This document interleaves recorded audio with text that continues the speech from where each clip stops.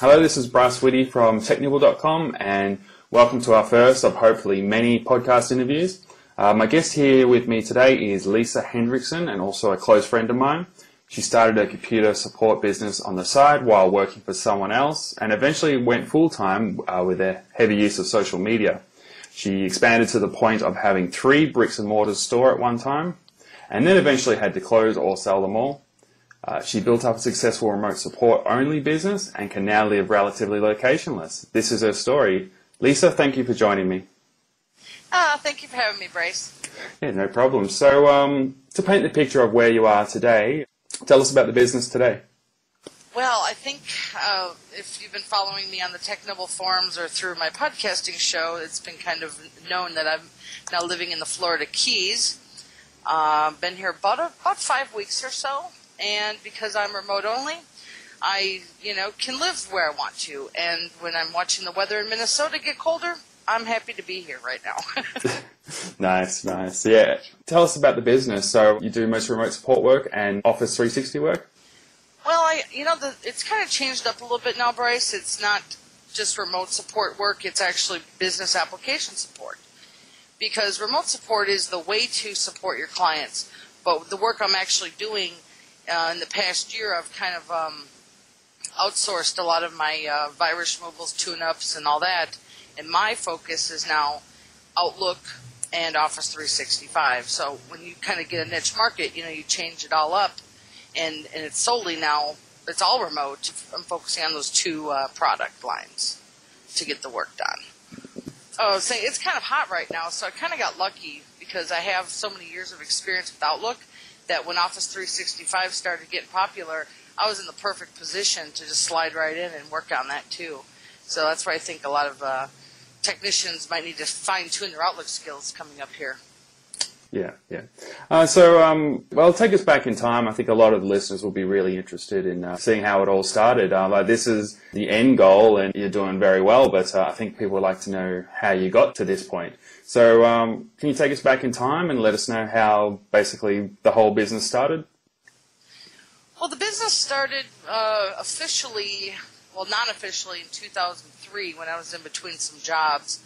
And it was a summer of just unemployment. I got laid off from a job, and I got to play around. And a friend of mine and I created let's have Lisa go to women's homes to fix computers. And at the time, interestingly, Geek Squad, the home base is out of Minneapolis, and so I used to see the Geek Squad boys back in their Beatles, when they were just getting started, kind of big time. I was like, I can do that too, and I just had some downtime, so the Call That Girl brand got built.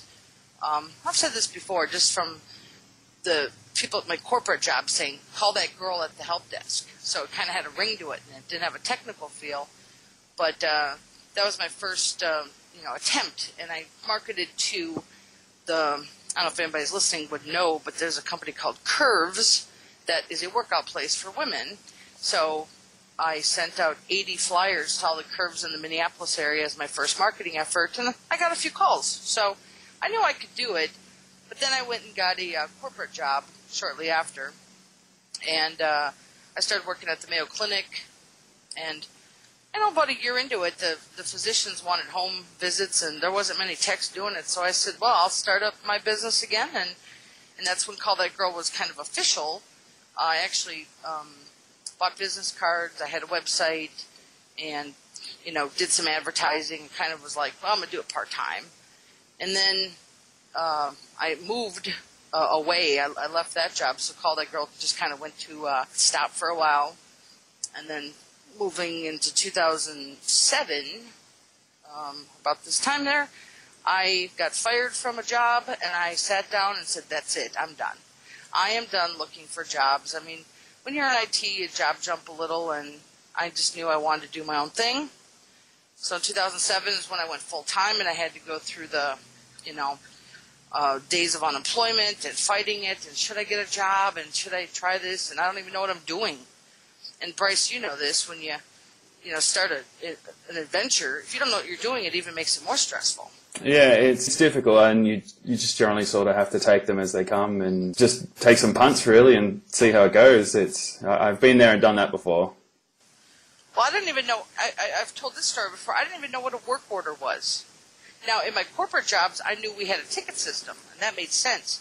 But it took me a long time. In fact, it took my first failure at a home job for my friend to go, Lisa, you need a paper work order to take with you and have them sign off. And I was like, you know what? I had to, after that, have that because I lost $135.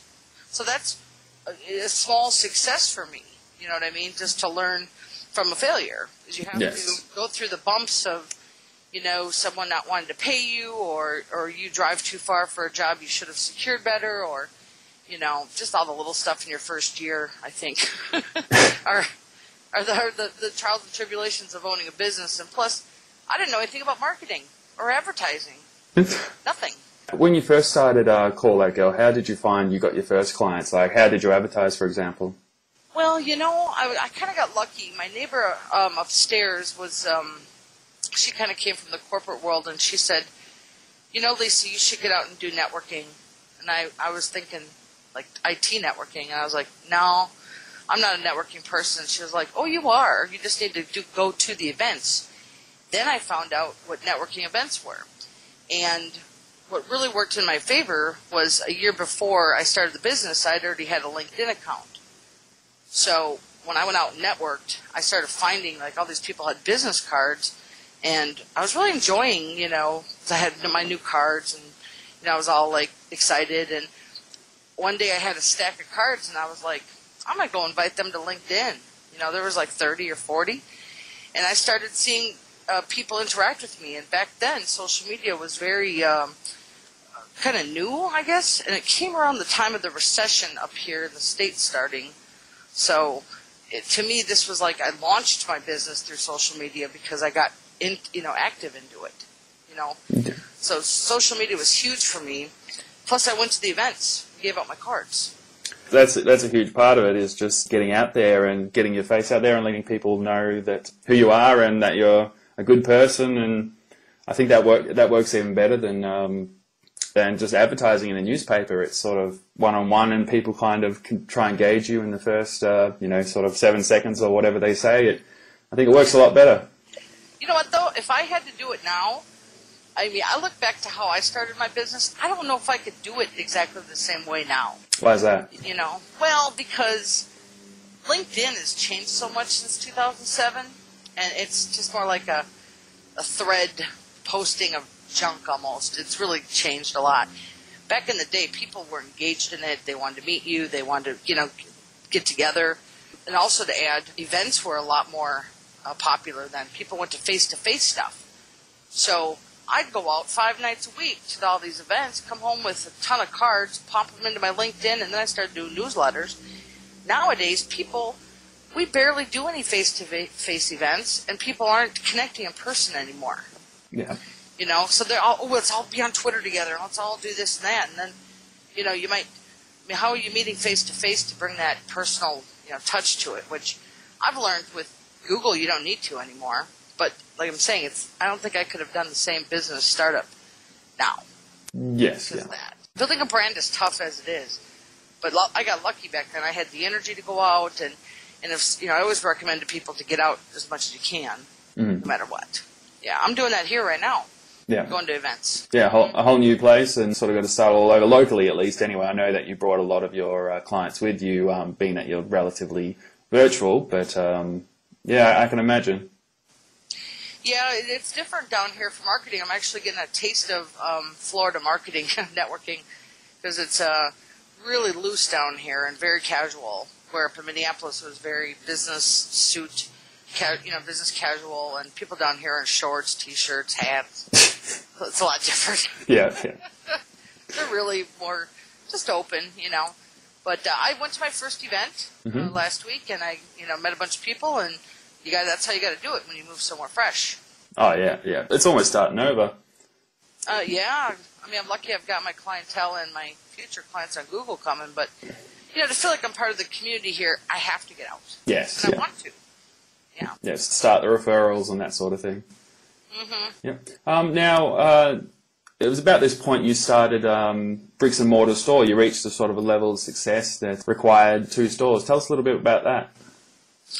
Well, the first store I actually had to have because I just was tired of hauling computers to my basement apartment, and was kind of like I didn't want to do it anymore. Yeah. So I went and rented a little storefront, and then I ended up getting robbed a couple times, and I didn't want to be robbed anymore, so I moved out to a close suburb, and that was an office, but I called it a store, but it was an office, and I had that for probably a couple of years. And then I ended up having to move back to my hometown to live in my house that I owned down there. So for like 6 months, I drove back and forth. And that was about the time I started being on Technibble, during that time. And then finally I said, okay, I'm going to open up a store in Rochester because I think that the marketing proved I could do it. And I think I bit off more than I could chew probably, because I had to still drive out to Minneapolis and still be in Rochester, and still, do the store. And then finally, I've hired a contractor to run the Minneapolis store, and then I hired my intern moved to a full-time employee, so I didn't have to be at both locations all the time. It made it a little easier. But then the marketing was up, and I could afford 2 people. Those 2 people could run the store relatively themselves, Yeah. Without you. So were you mostly on site and fixing computers, and they were at the physical presence at the store, or? Well, I was working in either one of the stores. I would drive back and forth still. So like one day I'd be with one of my techs, and the next day I'd be up in the Minneapolis store. But also back then I was doing a lot of Minneapolis marketing and networking. So I had events I had to go to. So I trusted the 2 guys to run each store, and then they became tech friends. And basically I was still running all the phones. Yeah. I was triaging everything. And so at the time, I started watching the money kind of go up, but then when you start making money, the money goes right back out. Yeah. Because you have employees that need tech stuff and they'd order parts, and I was like, I think when I think to those days, I'm like going, if I had known what I was going to be up for, I don't think I would have done that. For sure. Yeah. It only got worse, Bryce. For a couple more years after that. At what point did you feel that you wanted to sort of break into the stores? Were you pretty much sort of busting at the seams, or was it more of a leap of faith, like I believe I can get a lot more people if I have a bricks and mortar store? Well, I think back to the first office I had in Minneapolis, it was kind of an exciting thing. I was like, I have my own office store, it was like a sign of success. And basically I was just like tired of dragging the computers around. I want people to drag them to me. But I gotta admit, it was kind of nice to say I have my own store, and I felt successful in a sense. And now, 6 years later, I don't judge success by stores. I judge success by my happiness now, because I've already been through what did not work for me. And so the people are listening, if they're like all charged up to have a store, maybe the rest of the interview will prove, maybe they need to, do something else sometimes. Yes, yeah. Yeah. Stores aren't a sign of success to me. It's a sign of, you have to be there 9 to 5, you have to have it manned, and you have to be there, and, there's a lot of struggles with that I had. Yeah, I think I know what you're saying with the physical side. When people have something to see from the outside, they'll see 2 or 3 stores and go, "Oh, you're quite successful." But it's often the home office people who are just turning over the massive revenue because they haven't got a whole lot to spend. Yeah, and I'm also, just a side note here, I'm seeing a lot of people on the forums talk about how they have their home office and then their tech has a home office and they're doing remote and they don't need the overhead because what they're doing, they don't need a store or even an office for that matter. And I'm like, yeah, that's how you should do it. You don't have to pay for the overhead. Yep. Keep running your business how you have been, just add some more people on. You hired a full-time contractor for this. Was that for the stores or was that for later on point? Well, see, here's what kind of happened is I had contractors for a while. And then, now to add into the situation, I didn't talk about this freely on the forums a lot, but I did sometimes. I ended up landing a contract with a very large retail shop, and they slowly tested us. And once they said, okay, we want to work with you, they kind of forced me to have employees because I was going to be doing 4 states. And when you're managing, there's actually 22 stores in 4 states. people had, we'd have unemployment, we had to have workers' comp. I mean, it was a huge $250,000 contract, and it was probably supposed to be a $500,000 contract after the first year. Mm-hmm. So basically in 2011 to 2012, I spent that whole year gearing up the company to support that first contract and then to support a secondary contract. How did you get that contract? Well, you know what? Funny enough, is I had, before I moved back down to Rochester, I was planning on what was I going to do for marketing. And you know how you just start making a list of stuff. I said, go to these kind of retail stores and ask them if they need computer help. Mm-hmm. And one day I had an assistant call there for me because she had nothing to do, and they said, yeah, come on down, let's talk. Well, one short talk with the manager turned into, let's have corporate talk about this because you already have a store in Minneapolis, you have one in Rochester, and da-da-da-da-da. Next thing you know, I'm having meetings with the vice president, them saying, we like your ideas, we want to slowly have you do one store, then we'll have you do two. Within a short amount of time, I had to do a store that was my third store, where actually that store was 40 miles away. Next thing you know, I had 5 employees, and then I went to 16, and it was all within like a short amount of time. It grew very quickly. And because they ended up giving us all 22 stores within a 6-month period. Yeah, that's massive expansion. That's when I tell people, I was told this, when you grow too fast, you better watch out, because I didn't have my stuff in order for that kind of growth, period. So you're talking about your systems, or you just didn't know what you're doing, or systems? Systems, processes, everything. I didn't even have like any HR policies, but I kind of stayed consistent with what I was doing. Mm-hmm. But I mean, it just was just a mess. It grew too fast. And the thing is, the company was loving the work we were doing. We were doing 1,000 systems a month. I mean, we were just banging out computers. So, it was awesome. It was a lot of work, and the techs were loving it, and everybody was, happy. And to kind of let the listeners know about the third store, that third store got opened right after I'd opened my second store, like shortly, like maybe 6 months later. Yep. Because I had a intern who was like, hey, it was my college town. Yeah, you should come back to the college town and open up a store. Well, literally, I think what he wanted was for me to open a store for him. Because he lived there. So I did. You mentioned in a previous chat I've spoken with you that you eventually let that person have access to the store or run it completely by himself, or you sold it to him or something?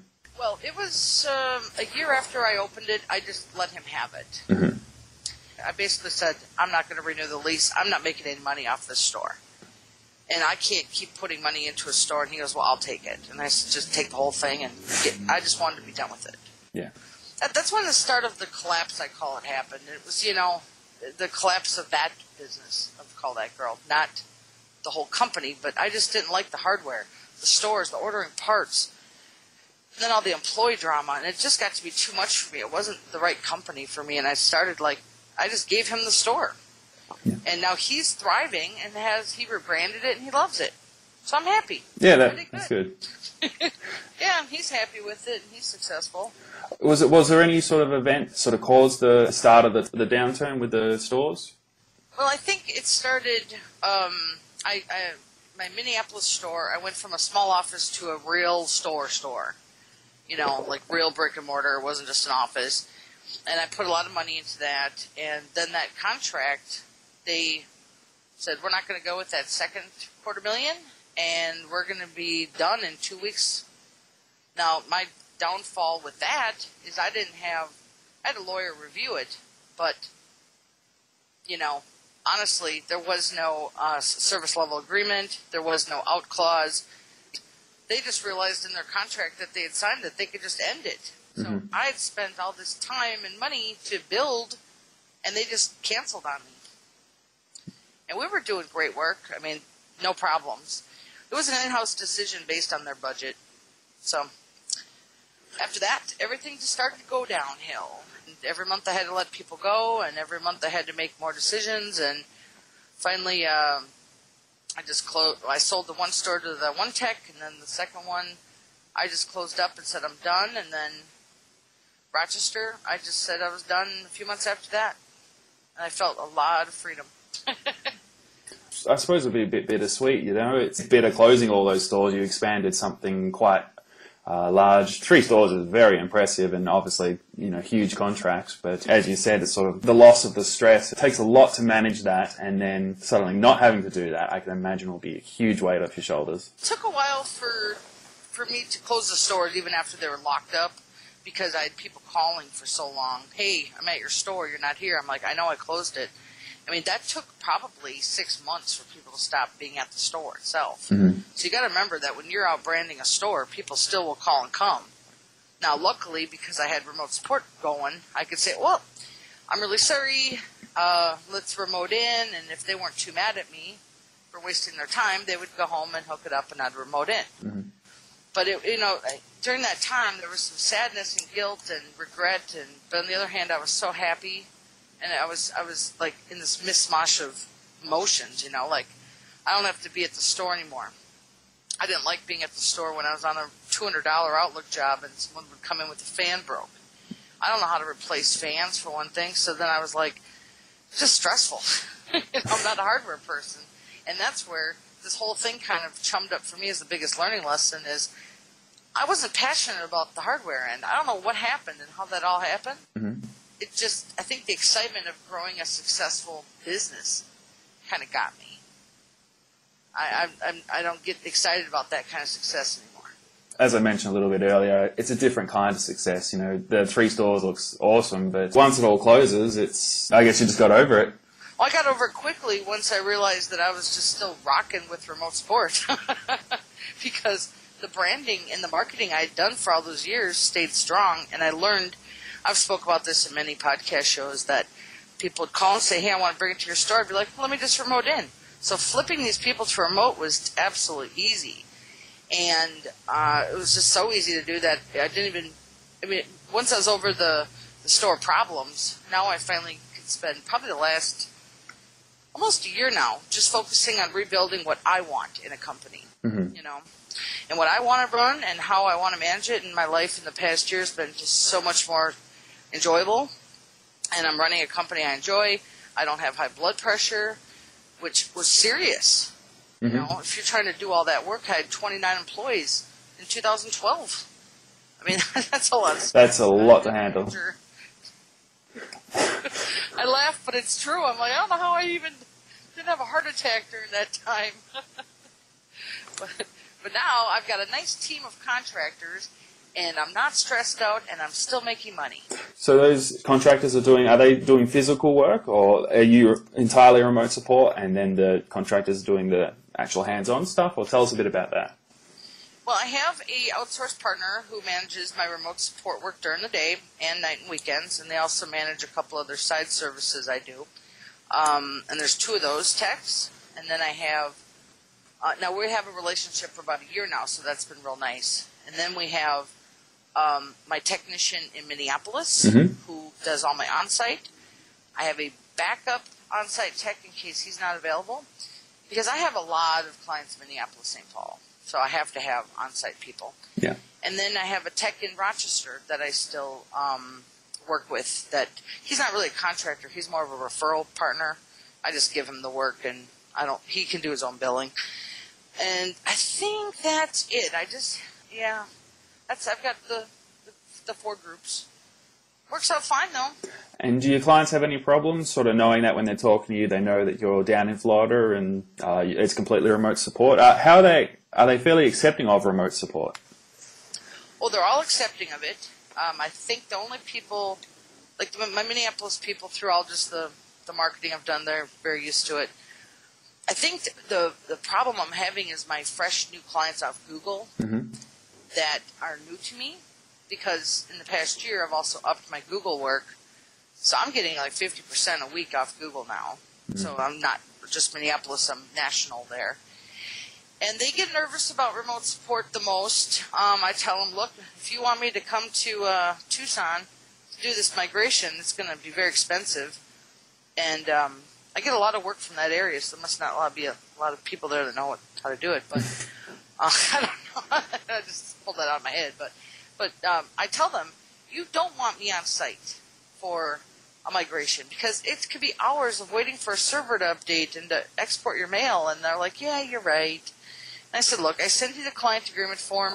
You put down your credit card. I don't tell them they get a refund at any time, but of course you can if you pay with a credit card, Mm-hmm. And plus the client agreement form kind of secures it, like it's a little legal.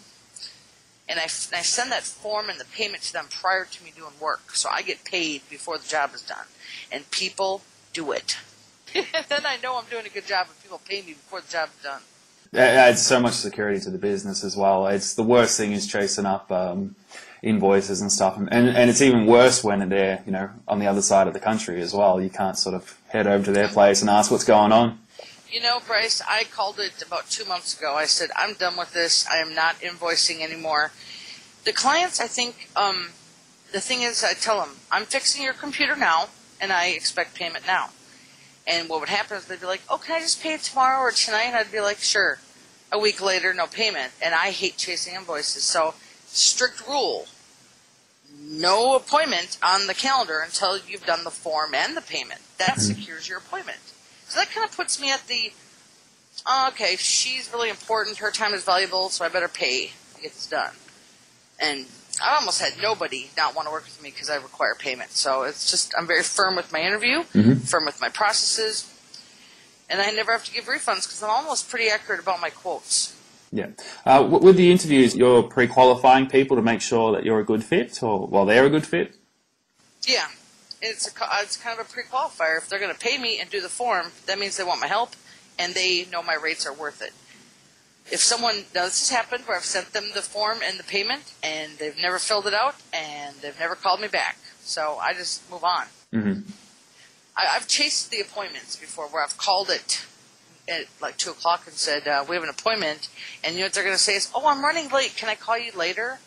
Well, if you haven't done the form and the money, that's how they get out of it, is they say they're in a meeting or some other junk. And I'm like, I'm a professional. My time is valuable, and I'm billable 8 hours a day. Mm-hmm. So it really cuts out that I'm running late, I'll call you later. People don't respect your calendar. Yeah, they're a bit more motivated when their servers are down or, I guess they need the work before. Yeah, it really changed my whole perspective when I started commanding the client agreement form and the money. Because I've got other things to do. If you don't have that 2 o'clock appointment secured, I will go do other things that make me money. Yes. If you cancel on me at 2, then I have to go find things to do, and that bothers me.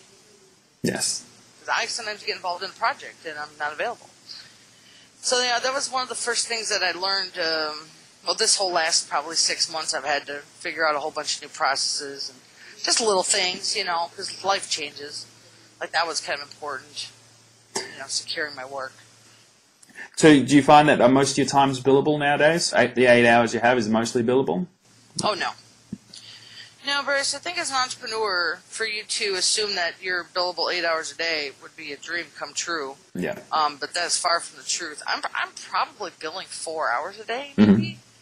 But, the other, since I don't work 9 to 5, I work on the marketing, I work on communications, I email with clients, I do a lot of research. And some of my, time is I'll help a client, and I'm like, look, I got to go research that. I never say I'm going to go Google it. It's always research. Yes, yeah. And because if you start saying I'm going to go Google it, people are like, well, I can Google that too. Okay, but I don't bill people for research because I use it for my internal database of learning. But I do a lot of research testing. I got to go break some things. I have to go install products I hate that I know are going to break my computer, and so I can figure stuff out. But, when you're an entrepreneur, I just kind of flow everything together. But overall, I've had to say about 4 hours of billing, maybe 5. But on project days, it could be a full 8 hours because I do the migration work. And depends on how many mailboxes I do, depends on how many hours I'm billing. Those are time consuming. I can imagine. I know that a lot of the time is just taken up by invoicing and marketing and doing all that sort of stuff. I know the lawyers and stuff do try to make as much as they can billable, and then they have it all outsourced to like a secretary or something. I've spoken to lawyers before as well, and I had to deal with a secretary for quite some time before I can even talk to the lawyer. I guess they're just trying to maximize their the billable. You know, the lawyer's time is very valuable, and I guess they need to maximize their billable. You know, I have gone through probably 5, 6, 7 assistants. I would just die to find the right one, Bryce, and I just had another one. Planned it for a month for her to work for me. First week was training. I got a little messed up because we had to change some stuff, but basically her first day of real work just didn't work out for her. She had something in her personal life happen, and she ended up quitting. Mm-hmm. And I'm like, I need a triage person so bad to answer my phones, do my little stuff so I can focus. You know, I need to get out of the triage. I've been doing this 7 years. Mm-hmm.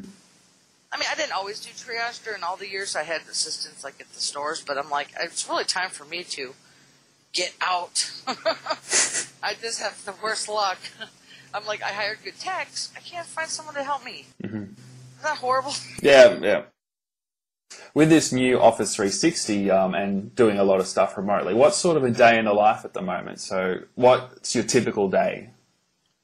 Well, for me, right now, is I handle the email communications for the company, which is like the clients who email. Mm-hmm.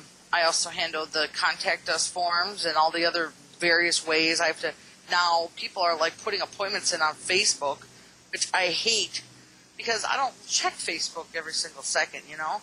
But so anyway, I'm managing the communications, the billing, the triaging and all that. And then for the real work, which is the billable work, almost all my appointments are Outlook or Office 365 work. And mm-hmm. most of the time it all is Outlook. Or there's a snag with Outlook with the product or something. I'm usually fixing configuration issues that people don't have something configured right. Sometimes I get a full migration, start to end, and then training. So that's what I would call full migration, mm-hmm. which means I do their email, their phones, the OneDrive, the SharePoint. I haven't done Yammer yet, and I don't know if my people would probably be into that. I think that's more bigger. And then the Office 2013.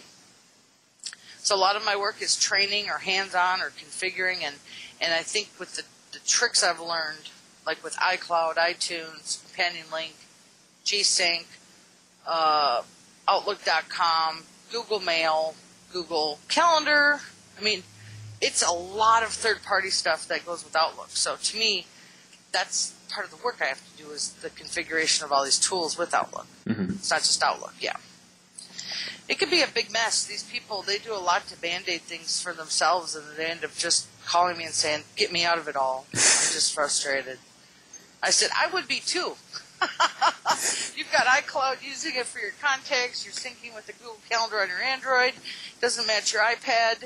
It's just a hot mess these people are getting themselves into.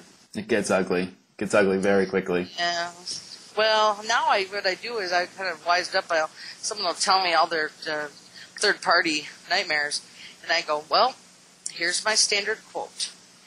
If you get lucky, it might be a 15-minute button that needs to be pushed. Because, Bryce, mm-hmm. you know, you've talked about it. I know the button to push that can, make this work. You don't know that button. I remember you years ago saying that. Or it might take me 2 hours to get this fixed. So I'm going to quote you 69 to 258, and that's my quote. Mm-hmm. If it goes over 2 hours, we'll talk about it.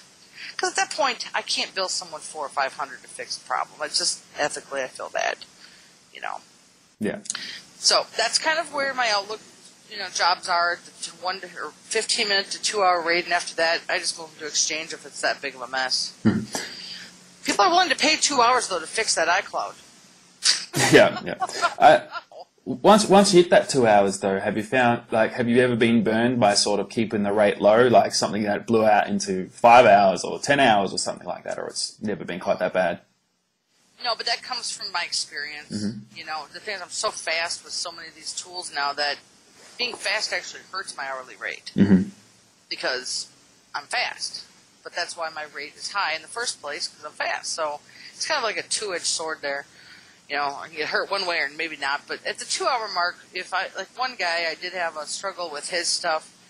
And I said, look, I'm going to give you a deal. Let's just move you to exchange. And he was like, let's do it. I mean, it was painful for him and myself because I know how to fix it. He wasn't understanding it.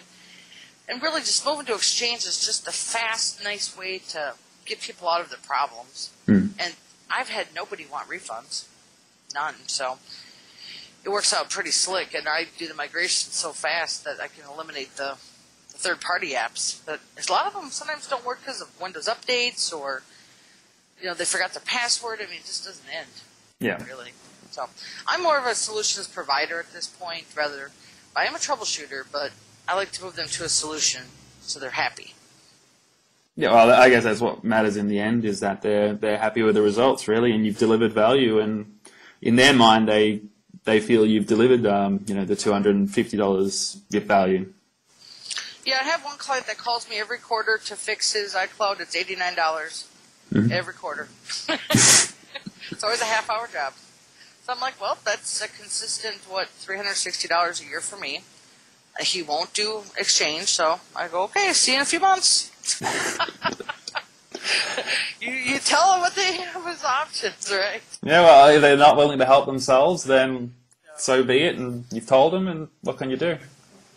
Yeah, and I tell them a migration is about $300, and then they go, ooh, really? And I said, yeah, it hurts, but then you're free for a long time. Mm-hmm.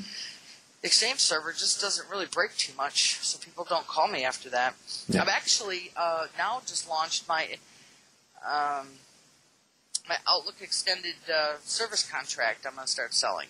Mm-hmm. What does that include? Unlimited Outlook support for 6 months for $150. And you'll be sending that to the existing sort of people, your existing clients, or do you think you'll try and get new clients with that one? I'm probably going to be selling it to people who call in from the internet. Okay, yeah. And some of my clients from Minneapolis will probably buy it too. I have a few clients that just always have the little snags and whatever. And so the unlimited support option for them is just to feel comfortable that they don't have to pay $69 every time, which I have to bill that. Mm-hmm. So I'm going to test it.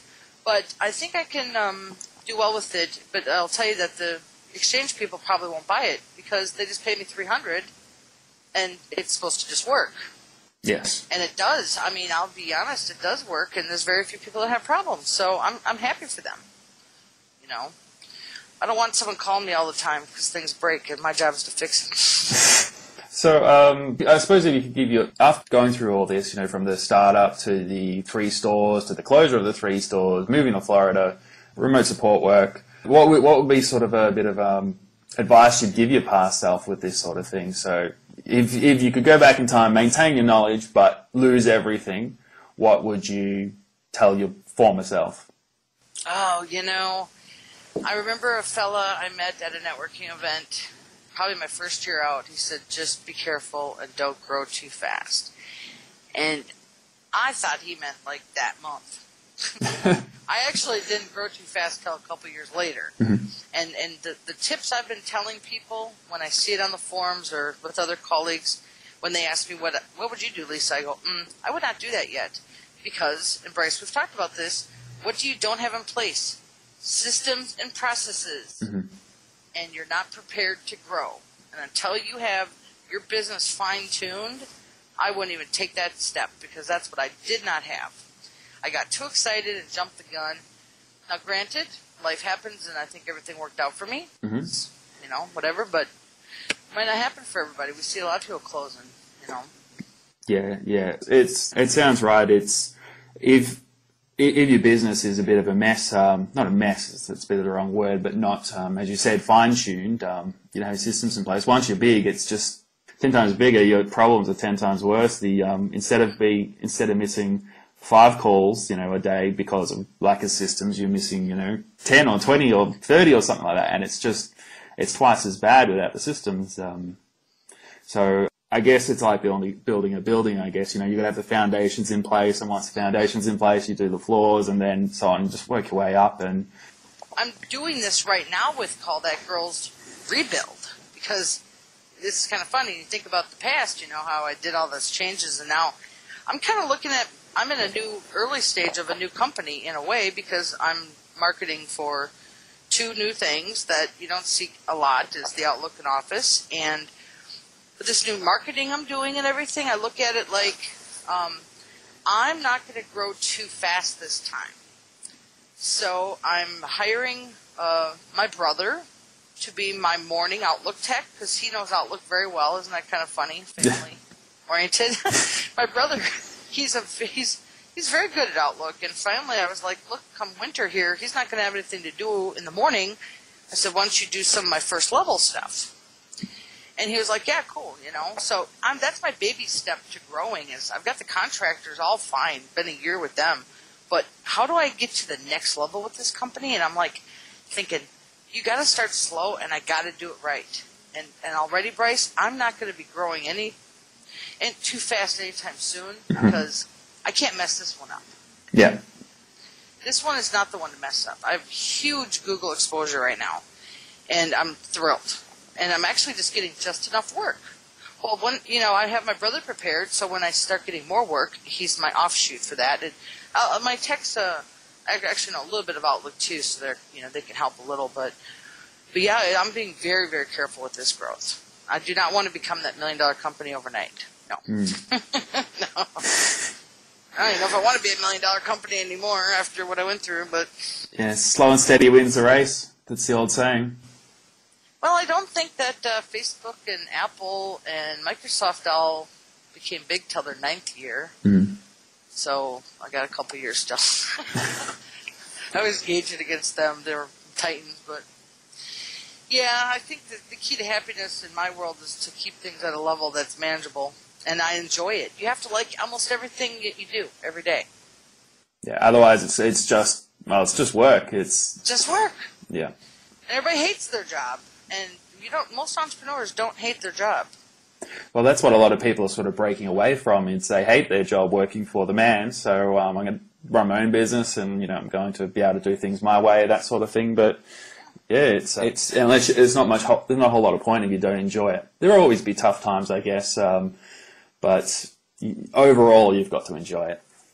Yeah, I think I was looking at this weekend. I didn't have any scheduled appointments, but I was like, well, what do I get to do this weekend? I get to go make a newsletter. I get to go work on some website stuff because, it's one of my talents. I like doing WordPress and making pages. And then I hired a Fiverr's guy, a guy from Fiverr, and I'm like, this is what I love, is this stuff.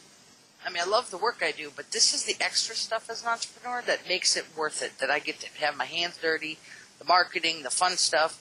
And if I had to outsource it all and just do the tech work, I don't know if that would be so much fun for me. I mean, me and you've talked a lot about let's go do this plug-in and that thing, and it's kind of like you have to enjoy the extras. Yes. That's our work. Well, even when you're outsourcing most of it, you generally need to sort of have that jack-of-all-trades knowledge to even know the right thing to say to each person and have a good understanding on marketing, good understanding of the tech work to make sure your techs are actually doing the work properly. And you have to be a jack-of-all-trades. Oh, come on, Bryce. You know how it goes. You do it first, and you're like, I don't want to do it anymore, so I'm going to outsource it. Yes, that is very much me. That's how I build my manuals, It's sort of, I've done the work myself, then I'm just like, okay, I'm done with this. And I wrote it, this is the way I do it, and now I hand it on to someone else. It's like, okay, this is how I did it. Read the manual. This is how you'll do it. And they always do it the way I want them to do it because I wrote it. That's right. It's funny. I feel the same way. I'm like, that's right. It's funny. I feel the same way. I'm like, I've had enough graphics done by Microsoft Word. It's time for me to hire the pros at Fiverr. Yeah. Actually, I tried to hire marketing people to do my graphics, and I swear I went through 6 of them. I was like, I'm done. One guy at Fiverr, we're in a deep relationship now. It's difficult. Sometimes difficult to find good outsourcers. I think the problem is the price point as well. Like the really good ones know that they're really good, and they generally cost way too much, and that's a problem. But sometimes you find that unicorn where this person is very good and they don't know how much they're worth. They're the best kind to have. Well, I think that the dollar value, and this is not to say outsourcing, is good or bad, but I didn't care on Fiverr who I hired or where they're from. I just picked one random ad. And the guy, I think $5 for him is like probably $50 to us. Because he's like, hey, you got more work? He wants more work. And I'm like, God, for $5, sure, I'll give him a whole bunch of stuff. And then I just realized that the dollar value is probably where he is a lot different. So he's cranking out these awesome graphics for me, and I'm like going, yeah, I'll just keep paying $5. I mean, not to discredit other people in my area, but I couldn't find anybody to work with me.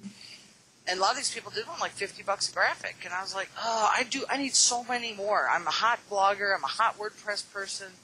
I need more. Yeah. I'll change my banner 4 times a year. So, yeah, I need that kind of person. Yeah, you do need to outsource. It just becomes too much. I've tried doing it all myself as well, and it becomes too much. There's all these things you got to think about. You got the marketing, you got the website. That's not even talking about the actual work you've got to do, which you've got to do well. It just becomes way too much, and if you outsource it, it helps a lot. Well, I think a lot of entrepreneurs actually have to outsource a lot of their stuff, like bookkeeping and tax accounting and all that. I mean, we don't make enough money to have those people in house. It's silly.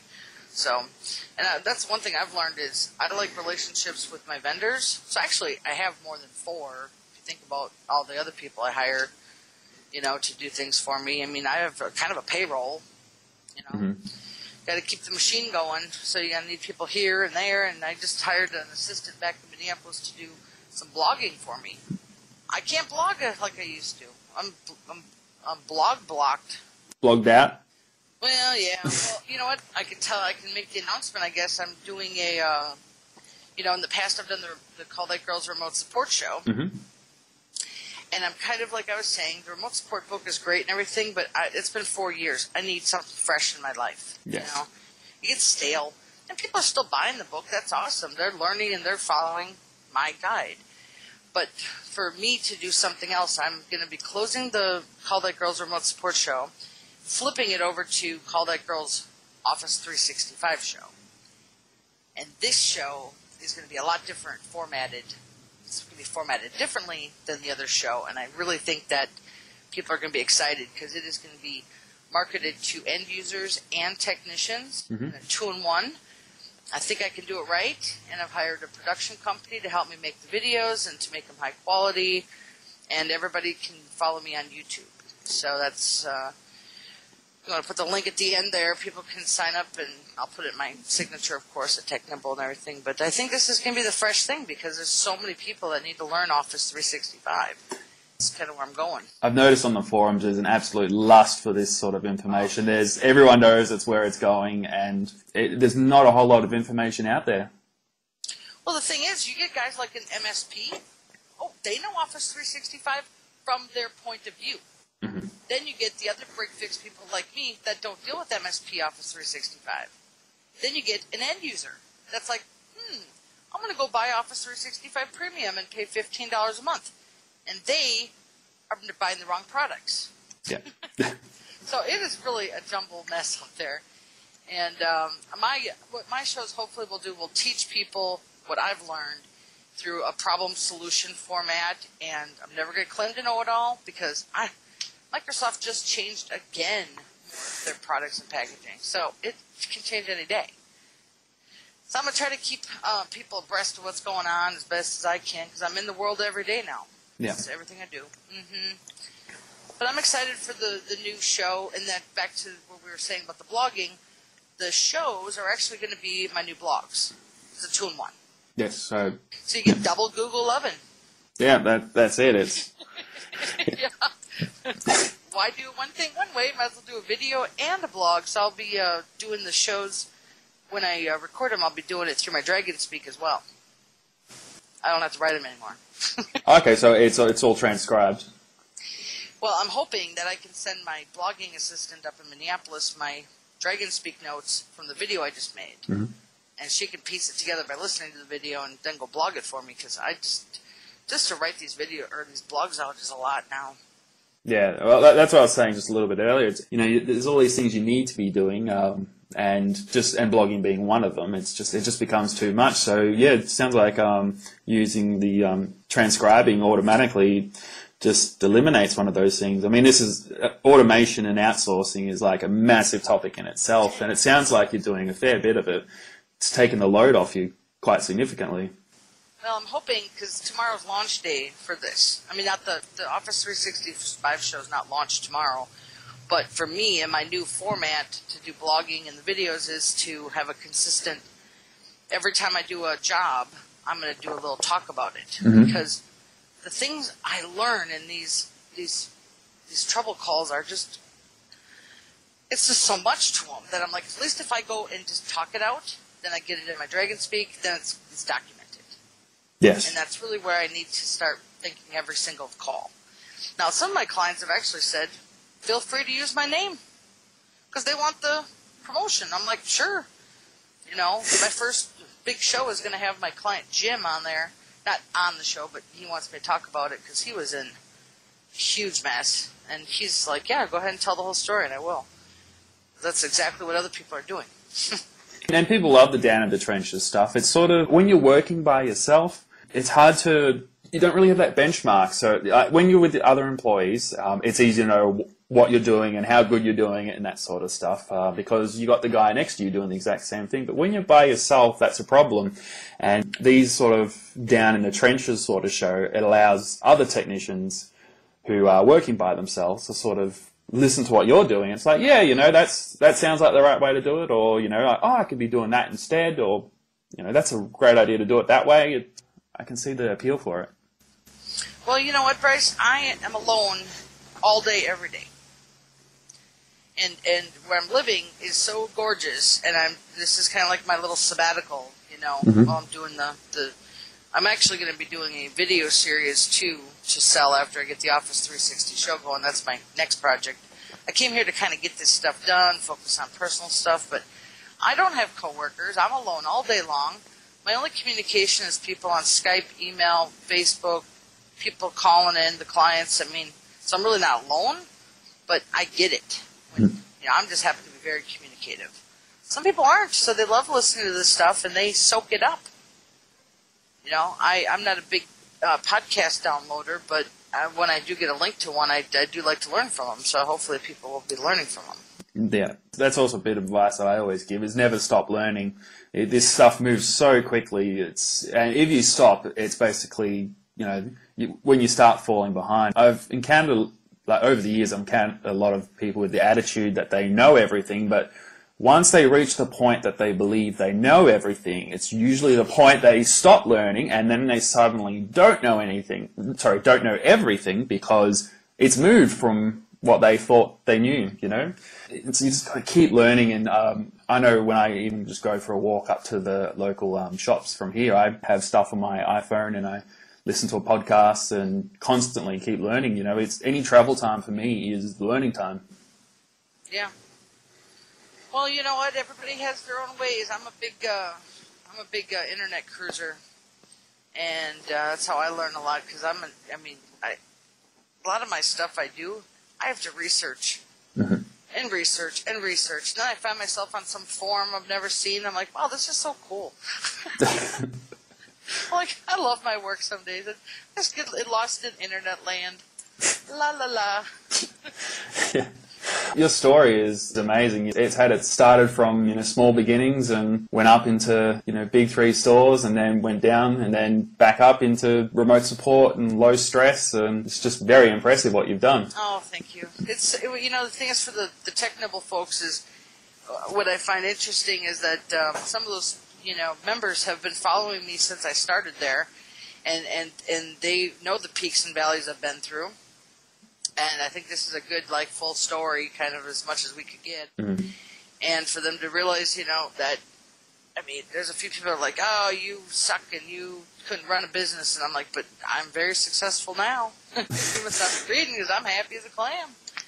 You know, and I think a lot of people remember the downfalls more than the successes. Mm-hmm. And that's not to be saying anything against people. I think that I just got an email the other day. The guy was like, "Oh, I've been following you for a long time, and I remember when you closed your stores." They don't remember when I opened the stores. They remember when I closed the stores. So I'm like, isn't that funny how people remember stuff like that? That's what I mentioned before with sort of the visual success. You know, the stores, 3 bricks and mortar stores is very impressive, and you see those 3 stores like, wow, she's doing really well. But you know, they don't realize that, you know, it's the back offices, and when you're sitting chilling in Florida, and that's where you're making really good money, and that's just visually not as impressive, but it requires, you know, to actually talk about it, to actually say, well, actually, I'm doing quite a fair bit of work down here, and I'm loving it, and not just financially, but also, you know, life. You know, the stress is low. You don't have to handle 20 plus employees. That to me I consider that more success. You know, it's that work-life balance, and it's hard to achieve, and it doesn't look as impressive as 3 bricks and mortar stores, but you know, that is success. Yeah, I know, and I think that in a few years from now, people aren't going to be gauging success by brick and mortar so much. So I just got out early. I'm ahead of the trend before the downfall of them. That's just my opinion, because I'm just so much in this office stuff that I'm just going to give everybody that last tip, that if you have people calling about it and you don't know how to do it, you can call me up. I'll try to help you. I do a lot of counseling now, or consulting with techs, and they're like, hey, Lisa, can you help me on this real quick?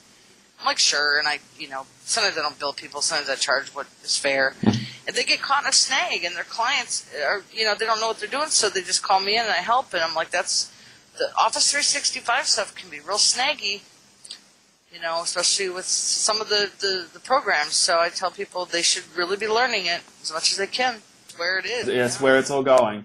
So where can people find you if they want to contact you with this sort of stuff, whether it's your products or a little bit of advice? How can they get in contact? Well, you can email me at lisa@callthatgirl.biz. My website is callthatgirl.biz. Everybody kind of goes over there when they're looking for the remote support book. There's a link. You can put it in the show notes. For the remote support book, which now is sold as an ebook set. I kind of put everything together, which has my social media book, the manual of operations, the Exchange migration guide, and a few other little nuggets of templates and documents. It's pretty robust. It's on sale right now for $19. I have it on sale till the end of October.